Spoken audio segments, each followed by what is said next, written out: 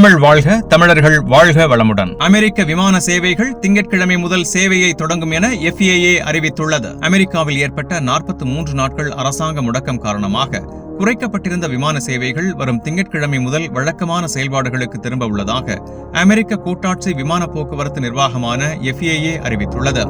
அரசாங்க முடக்கம் நீடித்த காலத்தில் பணியாளர் பற்றாக்குறையால் ஆயிரக்கணக்கான விமானங்கள் ரத்து செய்யப்பட்டன. அமெரிக்காவின் மிக பிஸியான 40 விமான நிலையங்களில் ஏர் டிராபிக் கட்டுப்பாட்டு பணியாளர்கள் சம்பளமின்றி வேலை செய்வதை தொடர வேண்டிய நிலையில் உள்நாட்டு விமான சேவைகளின் 10% குறைக்கப்பட்டது. முடக்கம் முடிந்த போதிலும் சில விமான நிறுவனங்கள் விதிகளை முழுமையாக பின்பற்றாததால் கடந்த வார இறுதியிலும் 3% விமான சேவைகள் குறைக்கப்பட்டன என FAA தெரிவித்தது. இந்த முடக்கத்திலிருந்து வெளிவந்த அமெரிக்கா தனது விமான சேவைகளை இயல்பு நிலைக்கு மாற்றுவது குறிப்பிடத்தக்கது. இன்றைய வர்த்தக செய்தி.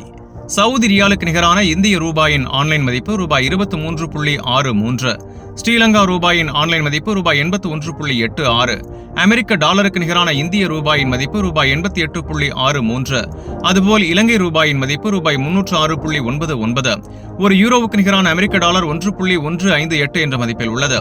இனி இன்றைய தங்க விலை நிலவரத்தை பார்ப்போம். சவுதி அரேபியாவில் 22 கேரட் 1 கிராம் 462 ரியால்கள், ஒரு பவுன் 3696 ரியால்கள்.